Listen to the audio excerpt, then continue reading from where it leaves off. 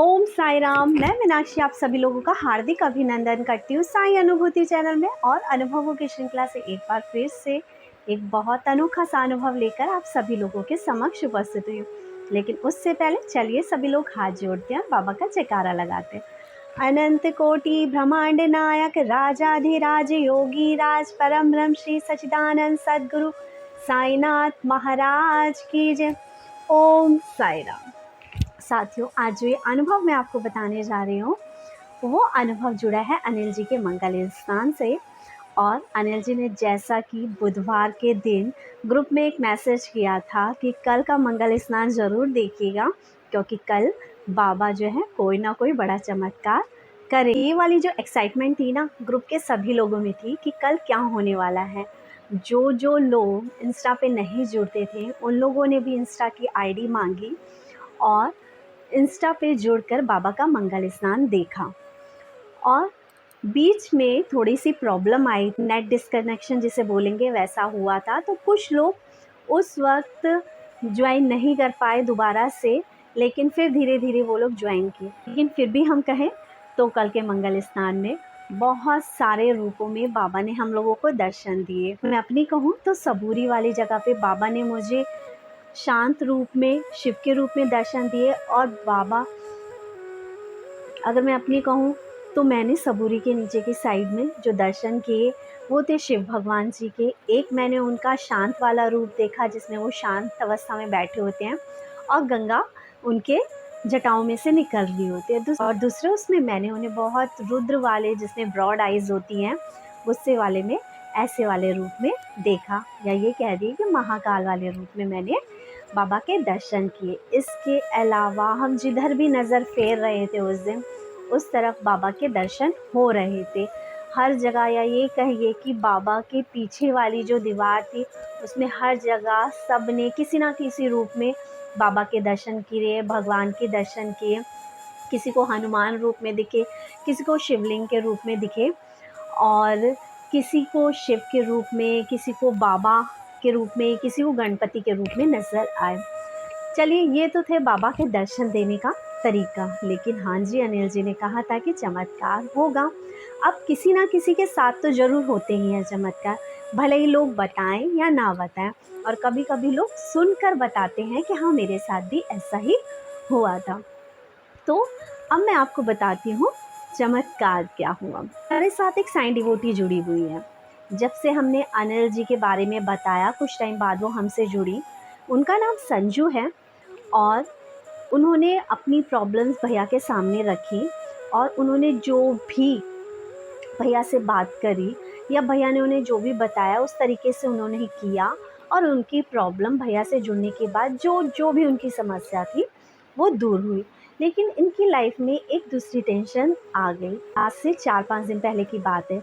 इनका कंटिन्यूसली मेरे पास फ़ोन आता था और ये मुझसे कहती थी कि भैया से बात करा दो। लास्ट वेडनेसडे ही भैया शिरडी से आए हैं रात के समय। थर्सडे उन्होंने फिर से मंगल स्नान किया था। उनके मंदिर में बहुत लोग आते हैं, इसलिए उन्हें फुर्सत नहीं मिल पाती है थर्सडे के दिन कॉल करने की। लेकिन कंटिन्यूसली लोगों के फ़ोन इसलिए आते हैं कि आप अपॉइंटमेंट करवाइए, बात करवाइए इस चीज़ के लिए। और मैंने अपनी साइड से ये सबको क्लियर किया था कि 10-15 दिन आप भूल जाओ अभी कि मैं कोई भी अपॉइंटमेंट करवा पाऊँ आप लोगों की, या मैं बात करवा पाऊँ। मैंने 1 हफ़्ते की अपॉइंटमेंट तो पूरी तरह से कैंसिल अपनी साइड से कर दी थी, क्योंकि भैया ने बोला था नहीं हो पाएगा। और वो जायज़ भी है। क्यों? क्योंकि आप भी अगर बाहर जा रखे होगे, अपने इतना 150 लोगों का ग्रुप लेके जा रखे होगे, तो आपके पास भी पॉसिबिलिटीज़ नहीं है कि आप बार बार फ़ोन अटेंड करें। और ये हम वेल नोन हैं कि समाधि मंदिर में जाते हैं तो हमारे जो फ़ोन होते हैं हम एंट्री नहीं करा सकते, तो लोग अपने या तो वहीं प्रीमाइसेस में जमा करा देते हैं या अपने होटल में छोड़ कर आते हैं। ठीक। अब संजू जी का फ़ोन मुझे बार बार आ रहा था कि अपॉइंटमेंट कराओ, बात कराओ, बात कराओ। और ये मैं कंटिन्यूसली इनका नाम भी भैया को बोल रही थी कि भैया इनसे बात कर लो, इनसे बात करो, लेकिन बात नहीं हो पा रही थी। और इन्होंने क्या किया कि इन्होंने गुस्सा आया मुझ पे, और इन्होंने मुझे गुस्से में भी ये चीज़ बोली थोड़ा-सा कि आपको पता नहीं है कि मेरी प्रॉब्लम कितनी बड़ी है, कि आप मेरी बात कराइए ना, आप मेरी बात क्यों नहीं करा रहे। लेकिन मैं आप सभी डिवोटीज़ को ये बताऊँ, मेरे हाथ में जो सिर्फ़ चीज़ है वो इतनी कि मैं आपका नंबर लेती हूँ, ठीक है? उसके बाद मैं भैया तक उसे भेजती हूँ। अब ये भैया पे डिपेंड करता है कि भैया आपसे कब बात करेंगे, किस दिन बात करेंगे, ठीक? ये प्रोसेस होता है। इसके अलावा भैया जो ये काम करते हैं, जो ये आपको सेवा दे रहे हैं, ठीक है? इसमें भैया का अपना कोई पर्सनल प्रॉफ़िट नहीं है। भैया को अपने घर चलाने के लिए, अपनी शॉप पे, अपने काम पे जाना होता है। जब उन्हें थोड़ा फ्री टाइम लगता है, तब वो अपना ये चैरिटी वाला काम करते हैं, क्योंकि बाबा ने कहा है कि अभी मैंने तुम्हारी मदद कर दी है, जितना मुझे तुम्हारे लिए करना था, अब तुम लोगों की सेवा करो। ठीक है, भैया का पर्पज़ ये है। आप थोड़ा समझने की कोशिश करिए इस चीज़ को।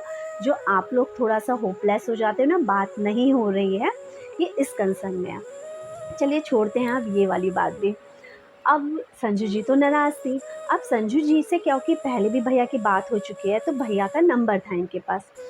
अगर आज की डेट में कोई भी बंदा फ़ोन करता है, ठीक है, डायरेक्ट विदाउट अपॉइंटमेंट, चाहे उनकी पहले बात हो रखी है या ना हो रखी हो, ठीक है, तो भैया को थोड़ा गुस्सा भी आ जाता है कि हर समय सिर्फ कॉल कॉल। जो नए बंदे हैं जिनके लिस्ट गई है, उनसे बात हो नहीं पा रही, बीच में दोबारा से जिनसे बात हो चुकी है, ठीक है, उनके डाउट उस वक्त क्लियर नहीं है और वो फिर फ़ोन कर दे रहे हैं। क्योंकि डाउट क्लियर करने के लिए कुछ भी रह गया है तो आप लोग हमारे से संपर्क कर सकते हैं उस चीज़ के लिए। संजू जी को बिलीव नहीं हुआ कि बिजीनेस है, और इन्होंने क्या किया, कल जब मंगल स्नान हो रहा था, बहुत लोगों ने डांट भी खाई है कल फ़ोन करके, क्योंकि भैया गद्दी पे बैठे थे, लोगों को बता रहे थे, उनकी समस्याओं का समाधान कर रहे थे और कॉल पे कॉल आए जा रही थी। और जिसने बैक टू बैक पे नंबर मिला दिया और फ़ोन पिक कर लिया उन्होंने, तो थोड़ा-सा गुस्सा उन्होंने करा है। बट ऑब्वियस जायज़ है कि ये सोचे कि एक इंसान 5 बजे मॉर्निंग से उठा हुआ है, 3 सवा 3 बज रहे हैं, वो बिना खाए पिए आप लोगों को सेवा प्रदान कर रहा है, तो थोड़ा-सा सोचिए। और आपके घर में कोई मेहमान आता है, तो पहले आप उसको देखते हैं, फ़ोन उस वक़्त आप अटेंड नहीं करते। Try to understand this thing. अब संजू जी ने क्या किया, संजू जी ने भैया को कॉल लगा दिया, लेकिन कहते हैं ना, बाबा लीला रचते हैं। भैया ने फ़ोन देखा कि बज रहा है, जबकि अगर मैं आपको इन्फॉर्म करूं तो भैया का जो फ़ोन है, ठीक है, वो लगा हुआ होता है उस वक्त लाइव वाले, उस पे लाइव इंस्टाग्राम के लिए यूज़ हो रहा होता है, तो भैया उससे आपके फ़ोन पिक नहीं कर पाएंगे। ओके, चलिए आपने फ़ोन किया, वो भैया ने देखा, भैया ने काटने के लिए उस फ़ोन को करा, लेकिन वो काटने की जगह रिसीव हो गया। और फिर क्योंकि भैया उस वक्त पूजा कर रहे थे, तो उन्होंने साइड में उस फ़ोन को रख दिया, जो दूसरा नंबर है, ठीक। अब क्या होता है कि ये लेडी पूरी जो आरती चल रही थी या बाबा का साइंस चल रहा था, इन्होंने सुना। ये बहुत खुश थी, ये कंटिन्यूटी में फ़ोन पे बनी रही। इन्होंने भी ये नहीं सोचा कि मेरे से बात तो कर नहीं रहे हैं, मैं फ़ोन काट दूँ। अब ये सब कुछ आरती वगैरह, पूजा, मंगल स्नान का जो हो रहा था, ये सुनती हैं और उसके बाद फ़ोन कट कर देती हैं। और उसके बाद इनकी अपॉइंटमेंट थी डॉक्टर के पास की। अब ये डॉक्टर के पास जाती हैं, डॉक्टर से जो भी टेस्ट होते हैं वो करवाती हैं, और उसके बाद इनकी रिपोर्ट आती है शाम को। अब ये कहती हैं कि डॉक्टर हैरान इनकी रिपोर्ट देख के कि ये चमत्कार कैसे हो गया। कि अब आपको ये भी बताती हूँ, ये जो लेडी है ना, ये वाक़ई ही परेशान थी। इनको तीसरा हार्ट अटैक हुआ था। डॉक्टर ने जो इन्हें कंडीशन बताई थी कि आपके हार्ट की जो इस वक्त कंडीशन है वह बहुत ख़राब है, कुछ भी हो सकता है, ठीक। तो ये बहुत डर रखी थी, और जब ये मुझसे बात कर रही थी तो इन्होंने मुझे यही कहा था कि आपको समझ नहीं आ रहा कि मैं कितनी परेशानी में हूँ, मेरे 2 छोटे बच्चे हैं, अगर मुझे कुछ हो जाएगा तो क्या होगा, मेरी बहुत ज़रूरत है भैया से बात करने की। लेकिन यहाँ एक चीज़ और ऐड करती हूँ कि इनकी भैया से पहले भी बात हुई थी, तो भैया ने इन्हें मंत्रित करके जल दे रखा था, जिसका ये कंटिन्यूटी में यूज़ कर रही थी, सेवन कर रही थी।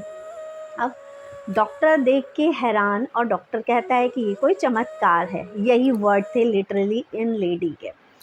तो ये कहती हैं अपने मन में, ये किसी डॉक्टर का चमत्कार नहीं है, ये जो चमत्कार है ना, ये है मेरे बाबा का, और ये इतना खुश होकर डॉक्टर के पास से लौटी हैं और कहती हैं कि मेरे बाबा का चमत्कार है। आज मैंने मंगल स्नान की जो आरती है वो सुनी है, इस वजह से ही मेरी जो ये है रिपोर्ट्स नॉर्मल आई हैं, वरना डॉक्टर ने तो बहुत ख़राब कंडीशन बता दी थी और मैं बहुत डर रही थी।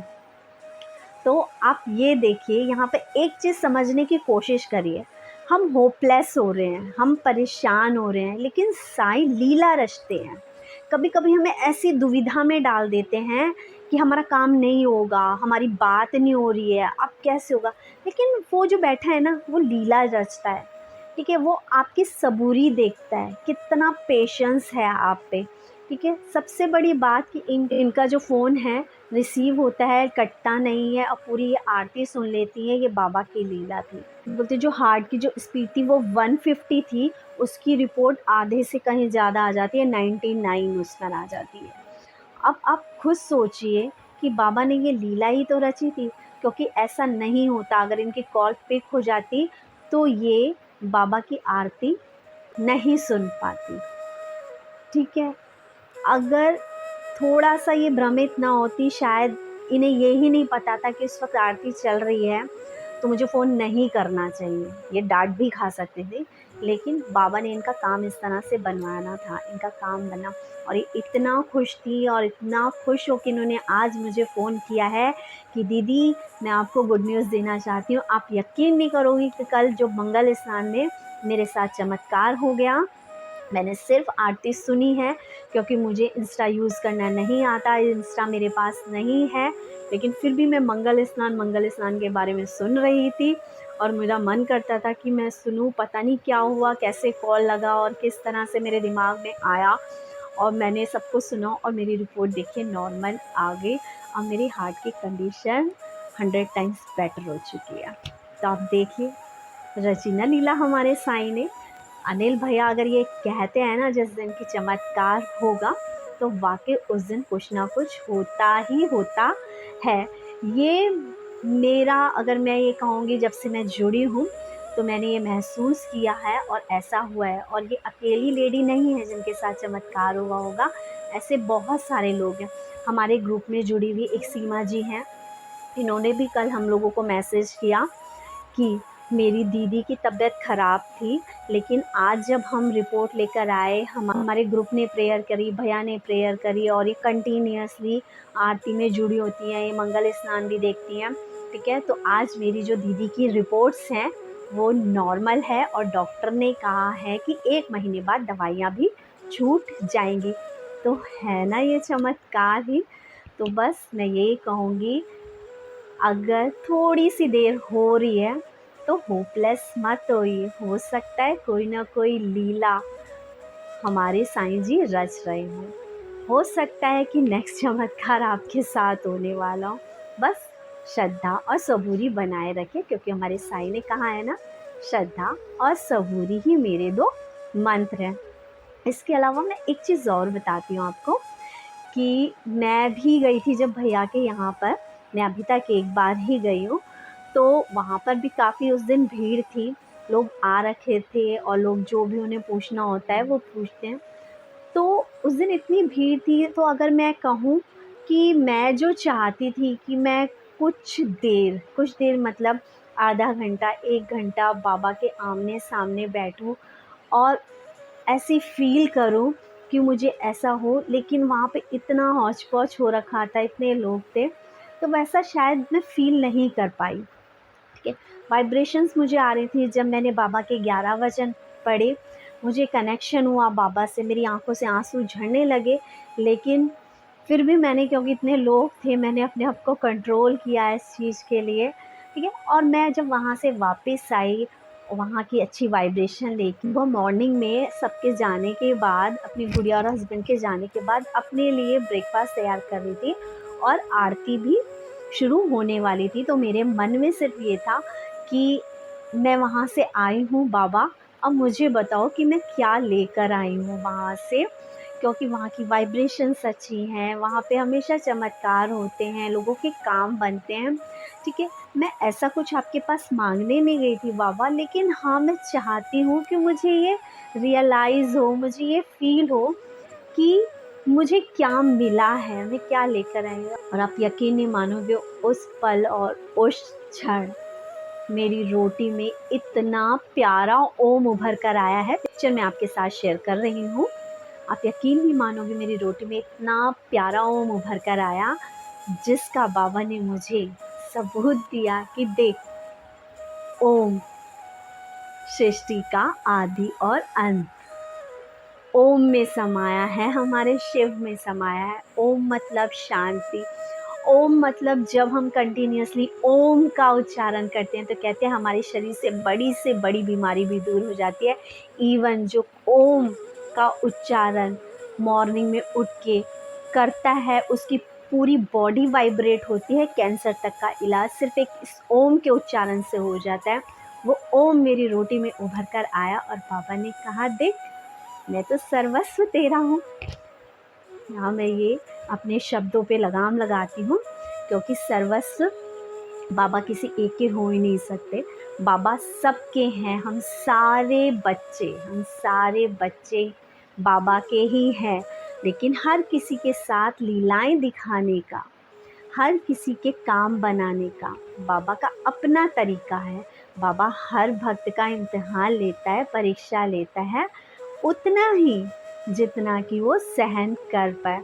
जब हमें लगे ना कि काली अंधेरी रात आ गई है, अब कुछ नहीं हो रहा, हमसे सहन ही नहीं हो रहा, और बाकी उसी पल पे चमत्कार होना शुरू हो जाता है। बहुत से लोगों को ये अनुभव हुए हैं कि हमें लग रहा था कि हमारा काम ही नहीं बनेगा, हमें लग रहा था कि हमें लोन ही नहीं मिलेगा, हमें लग रहा था कि हमारे घर का किराया ही नहीं भरा जाएगा, हमें लग रहा था मेरे बच्चे का एडमिशन ही नहीं होगा, मुझे लग रहा था कि कभी मैं माँ ही नहीं बन पाऊँगी, मुझे लग रहा था कि मेरे दुख के दिन कभी दूर ही नहीं। और वो एक पल जब मुझे लग रहा था कि मैं अपनी ज़िंदगी ही ख़त्म कर दूँ, उस क्षण बाबा ने किस्मत ऐसी पलट दी और ज़िंदगी का, जिसे बोलते हैं ना, इतिहास ही बदल गया हमारा, और हमारी लाइफ में चेंज हो गया।